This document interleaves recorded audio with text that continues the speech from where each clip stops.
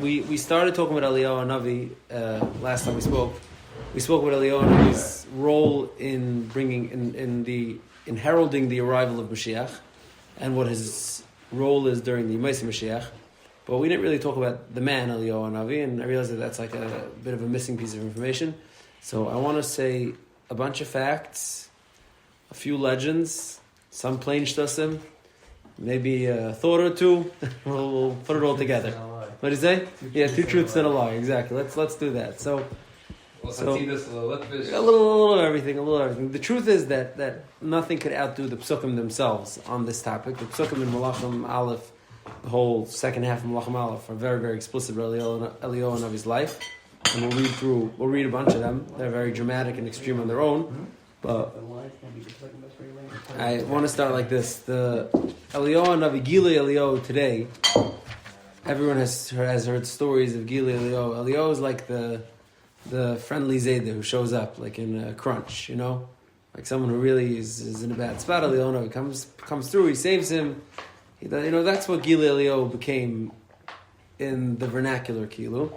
But that's not really what Gilui Eliyahu is about. That's not really what Eliyahu Hanavi's Tchunas HaNefesh were about. And it's probably not what exactly his role is. So it's interesting. We say the songs of Motzei Shabbos, we mentioned this before, are all about Eliyahu Hanavi.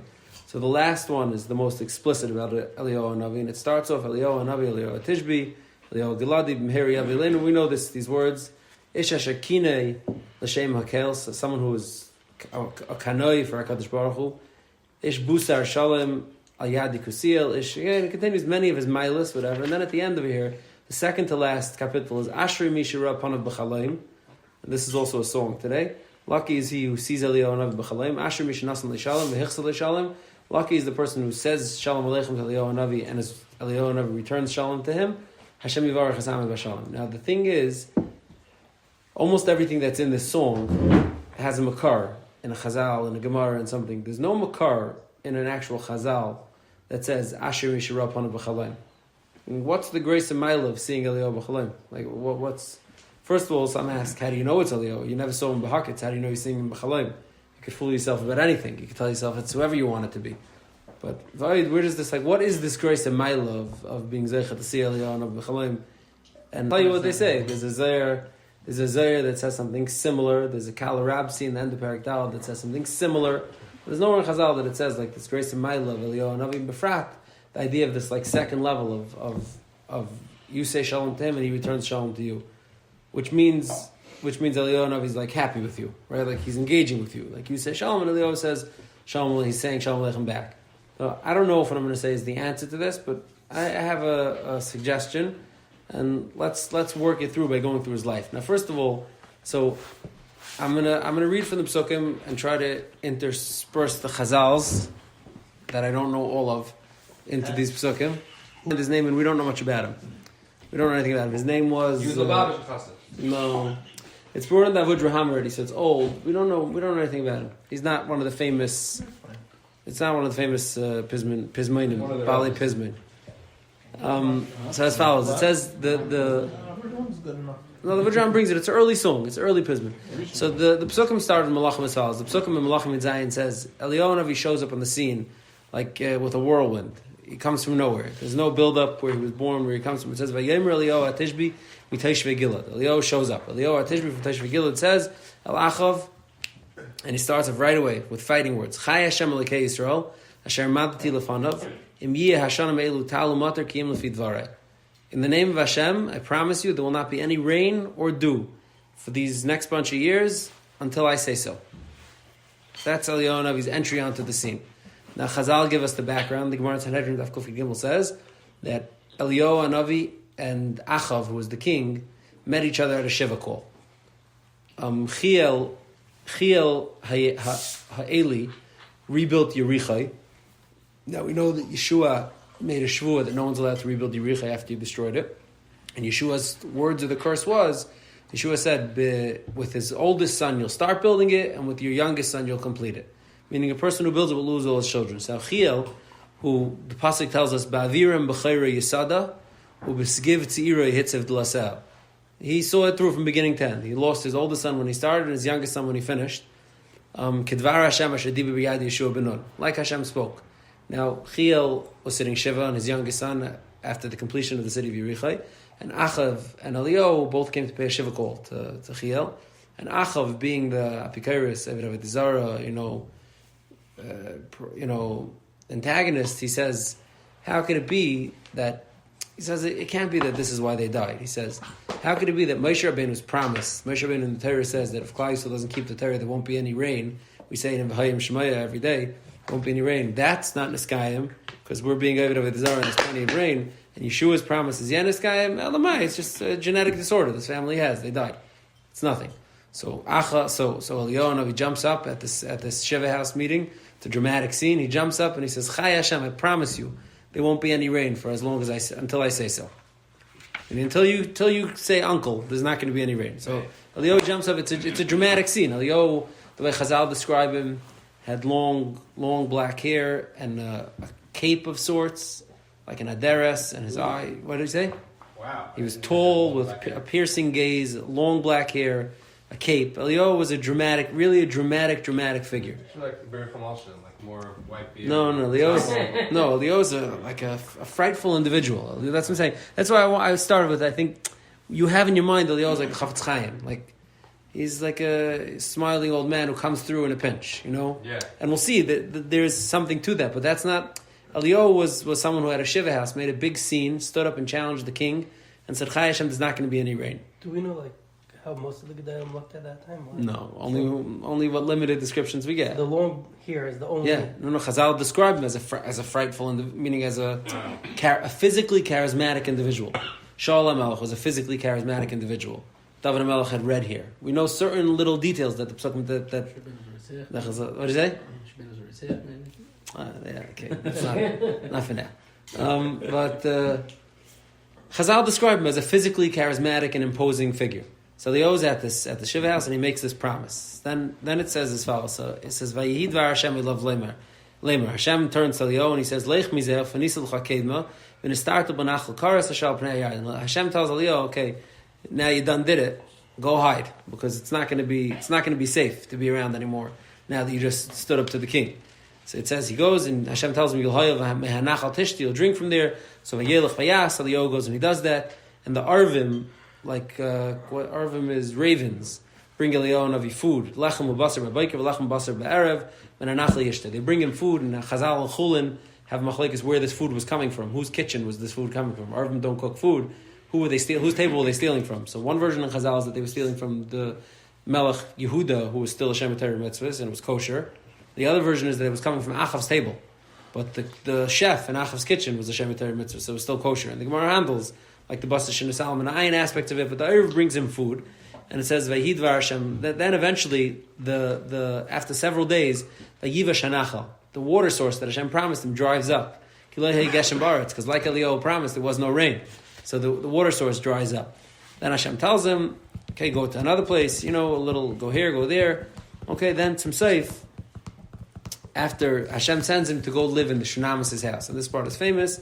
Hashem tells him there's a Shunamis, go bump into her, he bumps into her, and he says he needs where to live. She has a second, like an attic, an apartment, an Isha Almana.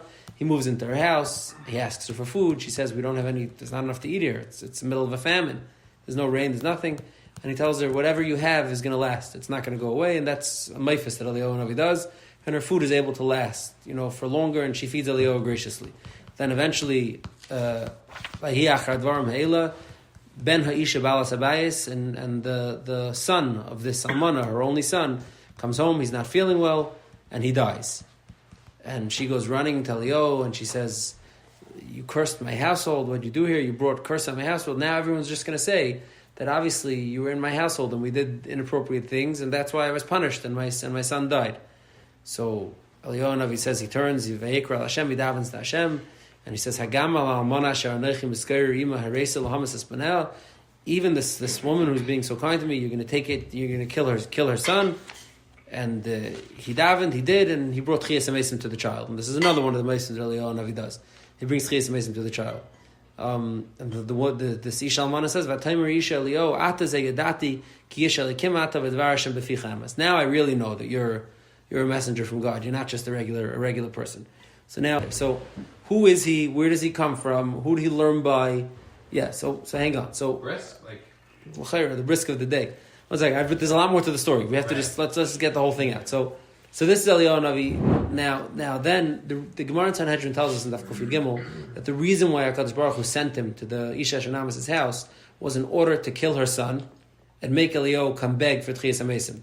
Why? Because the Gemara in Tainis tells us that there are three mafteches that Hashem doesn't give to a human.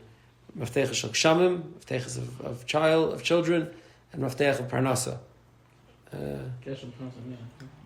So the Gemara says 2 days. What? green? Tchias HaMesim. The Gemara over there has a four. The Yeshem and Ashel Parnasa, and it's Machlokes. Yeah. So yeah. What do you say? What are the three? The three is Tchias HaMesim, Rain, children, and rain. So the Gemara says that HaKadosh Baruch Hu made an exception for Eliyahu Navi and gave him one of the keys. But to give one human two of the keys would mean that he has Raiv and Hashem only has one. That Hashem wouldn't abide. So he sent him to need Tchias HaMesim so that he'll have to give back the key of the rain. And in Kaviyach, Hashem's hands were tied. Hashem did not want Klal Yisrael to not have rain, even though they were David Zara, to not have rain all these years. But his hands were tied. Eliyahu said Chai Hashem, and he took away the rain. So Hashem made a swap. The whole thing was to put Eliyahu in the position where he's going to need to swap the key back. This is the Gemara in Sanhedrin, Mefurish Gemara. So this happens, and Hashem gets the key back for the rain. And then the next psukim is Hashem tells him, "Vayihi yamim rabim v'dvar Hashem Eliyahu." He says, "Lech hareis el Achav, go show yourself to Achav. Ve'etna matar al pnei adam, and I'm going to give rain on the face of the earth." So now this is going to be a very dramatic showdown. Eliyahu goes out to find Achav, and Achav's walking with his servant Evadia, and they split up to go look for Eliyahu. They were searching for Eliyahu. They were desperate. They wanted rain. They were desperate. 3 years they were looking for? Well, now they were finally really desperate. Probably himself walking around looking for together. Exactly, looking for his desert, wandering a road, looking for Eliyahu Navi to bring the rain, and they split up. And Evadia meets Eliyahu, and Eliyahu tells him, "I'm waiting right here. Go summon Achav and tell him to come meet me." So eventually, this meeting happens, and he says. Okay, so he says, he meets him. It's a whole conversation. Avadi doesn't really want to go. He's afraid Achav's going to kill him, back and forth. But eventually, he says as follows. So this meeting happens now. In Midbar Yehuda, and Eliyahu and Achav meet each other after 3 years of the showdown. When Achav sees Eliyahu, is this you, the destructor of Klal Yisrael? I'm looking at you, the destructor of Klal Yisrael? It's not me who destroyed Klal Yisrael, it's you and your father's household. Because you abandoned HaKadosh Baruch Hu's mitzvahs, and you went after the Baal, which was the desire of the day. Now Eliyahu sets up a dramatic showdown. He says, gather together for me all of Klal Yisrael by Hara Carmel, which is, I think, right outside Haifa, is Hara Carmel, Pachas Yoser, and Ves Nevi Habal Arba Meis, all 450 Nevi'im of the Avodah the Baal, and the Nevi'im of the Asherah, which is another 400, who all eat at your table, meaning all the clergy of your whole system of religion. Send them, exactly, get all your chaplains, all your priests, all your everything at Har Carmel together with the rest of Klal Yisrael. And Eliyahu says as follows. He says, Vayigesh Eliyahu al kol ha'am. Eliyahu goes up on the top of the mountain to the whole nation. He says, Vayomer, ad masay atem poischem al shnei asifim. Until when are you going to try to have it both ways? Im Hashem, im Hashem Elokim, l'chu acharav. If Hashem is the God, then follow him. V'mabal, if the Baal is the God, l'chu acharav. Go follow him. And this is a critical punchline. The Pasuk says, V'layanu ha'amay sedavar. The Klal Yisrael didn't answer him anything because they weren't sure. Wow. Chazal tell us in the Medrash, they weren't sure. They were mesupik, like, I hear. Did Hashem tell Eliyahu to do this? No. Hang on. There's a lot of texture. I just want to make sure we have the whole story. So Vayomer Eliyahu Elam, he says as follows, Ani neisarti navi l'Hashem levadi. I'm the last man standing. I'm the only guy who's standing. He's carrying the torch for HaKadosh Baruch Hu. You have 450 Nevi'eh Habal, he says. Let's produce 2 parim, two cows for slaughter. You choose which one you want. I choose which one I want. We'll make a mizbeach, and we'll see whose God will bring down fire to burn this para. Whose God will bring down the fire? So they gather at the Mizbeach, and obviously the Nevi Habal are not able to produce any fire. And Chazal tell us that they had tunnels built underneath where someone was going to light a fire from underneath, and Kadosh Baruch Hu made a nest that it collapsed. How did they have time to prepare this? I don't know. This was Yeah. a thing for a long Yeah, time. yeah. I don't know. They used UNRWA's money and it was there, and then Eliyahu builds like troughs for water, and water comes out of his hands, and he soaks the entire premises, so there should be no confusion as to where the fire is coming from. It says Vayik Havaretz Arayim, and it was mincha time. Vein kol vein oine vein kasha v'yemer Eliyahu chalam. Eliyahu gathers everybody together. He says Geshu hala, come to me. We're going to daven. Vayikach Eliyahu shnayim asher avanim, makes the water. I'm trying to get through this here, and then Eliyahu says a tefillah. Vayihi ba'alais hamincha. Vayigish Eliyahu, and Eliyahu comes to the mizbeach vayemer Hashem Elikai, Avram Yitzchak v'Yisrael. Hayom yivada. Today everyone will find out ki ata elihim b'Yisrael. That you're the God. V'ani avdecha, and I'm your servant. Bidvarcha asisi is called dvar ma'ela. And for your word, I did all these things. Aneni Hashem Aneni, and these became part of our tefillah. A lot of these things that Eliyahu says became part of the tefillah. Aneni Hashem Aneni, answer me v'yedu am hazeh ki ata Hashem Elikim. Fine, v'atipel eish Hashem v'atoichel v'sa'oila v'sa'etzim v'sa'avanim v'sa'afer. Fire came down and burnt all these things. V'yar kol am v'yiplu apneim. Klal Yisrael saw this, they fell on their face. V'yemru Hashem Elikim, Hashem Elikim. And this is the ultimate showdown. Now, Lemaisa, this settles it for a little bit, but it doesn't end it, because Izevel, Achav's wife, who is a real idol worshiper, doesn't care. She's not impressed with this. The rain comes, she's fine. She meets Eliyahu and she says, I'm still going to kill you. So Eliyahu goes to run away again. Why did he have to run away? Because she's threatened to kill him. He couldn't protect himself? No. She was the army. She was the state apparatus. And he runs away, and this time Eliyahu is despondent. He's like, I already was in Gauls for 3 years. I came back. I made this nace. I stood up. Hashem Elikim, Hashem Elikim. I mean, I stood close on the feet, and now I'm back here again. And it says, HaKadosh Baruch Hu again talks to Eliyahu, and he says, Ma'alecha pay Eliyahu, what are you doing here? And Eliyahu says, and these are also very famous words, Vayemer, Kanoi ki nesi l'Hashem elikei tzavakis. I stood up for you. I was mekana for your shame. Ki azvu brischa b'nei Yisrael es misbechisecha harsu ves neviecha hargu b'cherev v'ivasar ani levadi. I was the last man standing. Vayivakshu es nafshi l'kachta. Now they want to kill me too. Vayomer, and I set up this whole shoulder, and he tells HaKadosh Baruch Hu. Then HaKadosh Baruch Hu comes and reveals himself. We know this thing, the pasuk leberash Hashem, leberuach Hashem, right?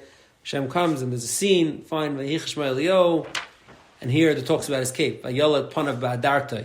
He covered his face with his cape to not see HaKadosh. V'yetz v'yam pesach hamar. He stood by the cave. Fine, he meets Hashem, and then Hashem again asks him, "What are you doing here?" And Eliyahu says the same thing again. Kanoi kinesi, I stood up for you. And then the end of it is Hashem tells him, okay, fine, I'm going to take you. I want you to be Mamlech, so-and-so as the king, and Elisha is going to be the Navi Tachtecha. And then start the chapter of Eliyahu going up, Berich V'seish to Shemayim alive, and etc. That's the more or less the story of Eliyahu's life. So he's the Shana? Yeah. This story is the big story of his life. This is the main. This is the story of his life. How old was he at this time? Younger? I mean, this story was... I don't know. I don't know exactly how old he was. This was like he shows up on. That's what I'm saying. Eliyahu shows up on the scene with like a bang, goes out with a bang. Warm and fuzzy? Oh, so good question. I don't know. A lot of things I don't know.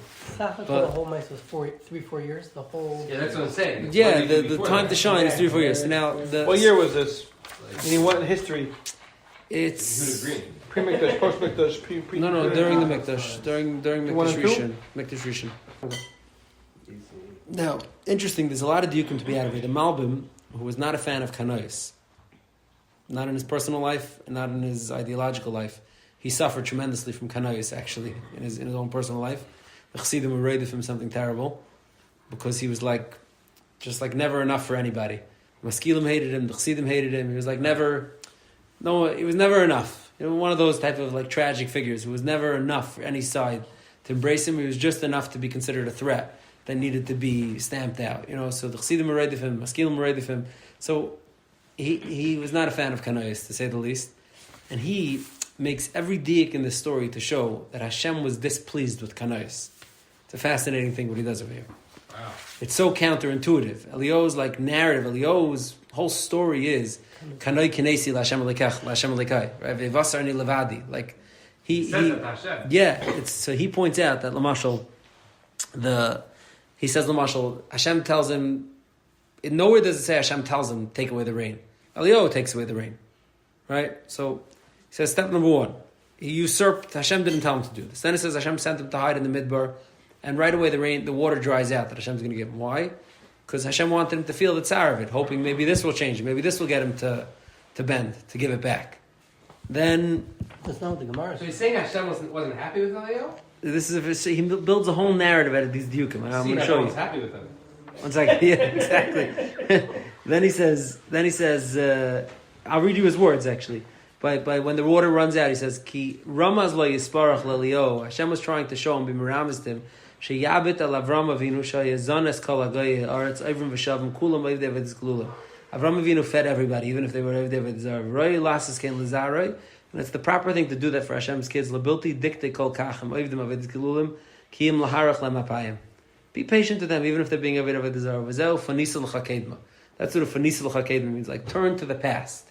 Hashem was telling him, like, look to the past. That you could have, you should be more, look the other way.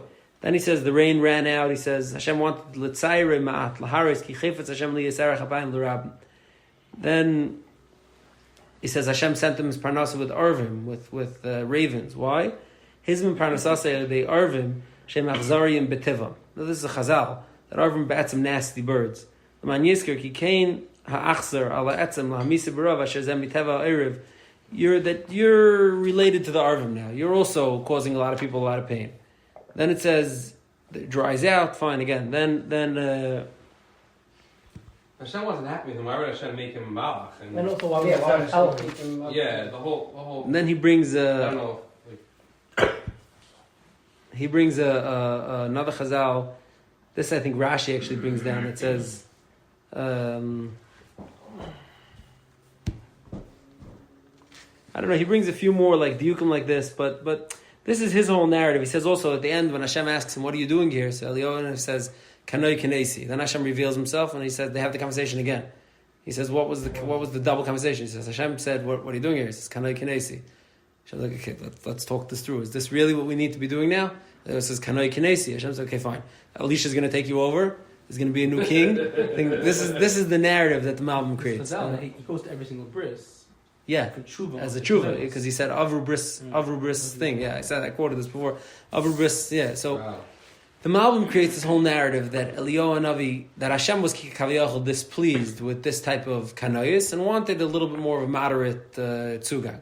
Now, Lamai Sigaret, as insightful, let's say, as these diukim are in the psukim and in these chazals and whatever, at the end of the day, the clear narrative that most of the chazals overwhelmingly portray of Eliyahu, and the psukim even portray of Eliyahu, is of a justified kanoi. Of a kanoi who stood, and held the line strong. Someone who held the line. Kanoi kinesi, ani nesart levadi. Someone who wasn't afraid to be an individual, who held the line, who was willing to go all the way. Now, How did he get this job? one second, and here. And now that's why I think as follows. In the Chassidim have a song, I think it's a Satmar song, the Mashiach with Kimin, with Vazim with the finger, right? What do you say? No, not that. With Vazim with the finger, Mizan and the Kinder. Leib, what's the punchline? Mizan and the Kinder was that were Makar of you. Mashiach's going to come, he's going to point to the finger and say, you were the ones who made me come closer. Lamashal, I saw today on the Lakewood Scoop or something, Mishel Hirsch met Makil. Makil told him that the yeshiva that you were in, that had 50 guys, now has 9,000 young light, and Mishel told him, this is what Mashiach's going to want to see when he comes, an army of 10,000 young light from BMG. There's this idea, it's in every Jew's identity, be they Hasidish, Litvish, Svardi, Lubavitch, there's in every Jew's identity that our stubbornness and our holding the line and maintaining our identity is going to be what brings Mashiach. It's going to be the thing that when Mashiach comes, we're going to say like we did, this is us. We were holding the line. Now, I think the reason why Eliyahu Hanavi we could suggest, and this is an idea that Eliyahu Hanavi is the Mavasser of Mashiach, is Eliyahu Hanavi is the holder of lines. Eliyahu Hanavi is the one who, against all odds, no matter how hard you push, no matter what the situation is, at the end of the day, he holds the line. Eliyahu is V'ani Nesarti Levadi, and essentially, every Jew in Galus, from every stripe, who's still from now 2,000 years after we lost everything, lost our whole connection, is Jews who are in the vein of Eliyahu Hanavi. And it doesn't mean that you're lashing out. It doesn't even mean that your identity is a kanoi. You could be a very moderate person. It's not that your identity is a kanoi, it's we're the holder of lines. We're still holding on to things from thousands of years ago with that same intensity. That's the Vanine Sarti Levadi. We're all of us are the Vanine Sarti Levadi. Who's the last man standing? What is that? Cheers. Yeah, we're the last men standing. That's my point. We are the last men standing. And he was also at that's a point Elio. where no one Exactly. else was That's from. Elio. The reason why Elio is the Mavaser, Elio is the one who's going to greet Klal Yisrael and he'll bring them from here to take them to the next stage to bring them to Galus is because Elio is the last man standing person. He's the captain of team last man standing. It's like, oh, you're the people. You're the people who are carrying what I believe. That's last man standing. Now, if you'll notice, when Elio shows up in Chazal most of the time, let's say I thought offhand before, it's a Gemara in Ksubis, a Gemara in Metzia, a Gemara in Brachas, a Gemara, there's a few of them. Elio Navi comes almost always to give Musar. Elio Navi comes and he says, no, that's not the way to do it. Or he shows a certain distance. Elio Rabba, Elio Zut, Elio shows distance if you violate, if you're not up to something. Elio is the one who holds the line. Elio is not warm and fuzzy. Elio doesn't come to give you a pat on the back. Elio Navi almost invariably throughout Shas when he shows up is coming to reinforce holding the line. Stick with it. Hold you accountable. Exactly, hold it accountable. And Ad Kadei Kach, that the Gemara in Sanhedrin, it's like a strange Gemara. The Gemara in Sanhedrin, Kufid Gimel Bey says, I believe Rabbi Yossi said, and I'll read it, so these are not my own words. Darash Rabbi Yossi b'tzipayri. Rabbi Yossi darshan b'tzipayri. Abba Elio Anavi, captain hoya. He was I don't know how you touch captain. Exactly how you would touch it. He was a captain. So the Gemara says, Ragel Lemesi Gabei. Elio used to come to Shmuz and learning with Rabbi Yossi. Ichsi minei tlasi yemi. He hid himself from him for 3 days. He didn't come. V'layasi, he didn't come. He also, when he finally came back, Amalei, Rabbi Yossi asks him, Amai le'asamar? Why didn't you come? Amalei captain Karasli. You called me a dictator. You called me a control freak. I'm not coming to your share anymore. Amalei, how did come on the kapit mar? You're proving my point.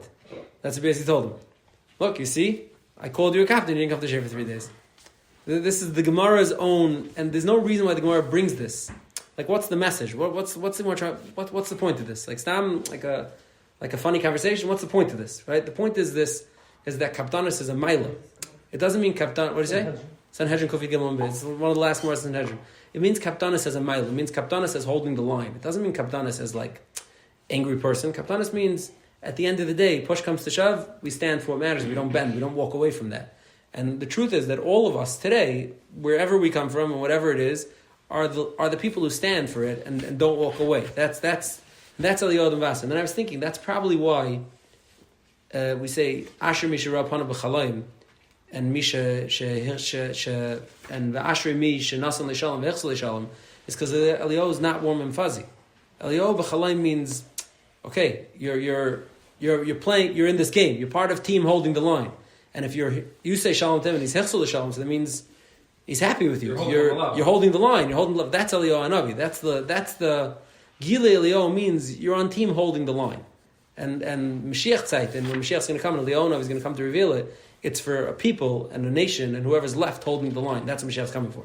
Now, the warm and fuzzy part, I don't know how that really developed. I wasn't able to chart exactly how they really developed, but there is some fascinating tidbits about Elio Anavi that I'll just share. This Elio Anavi hid out in a cave, right? Near Har Carmel.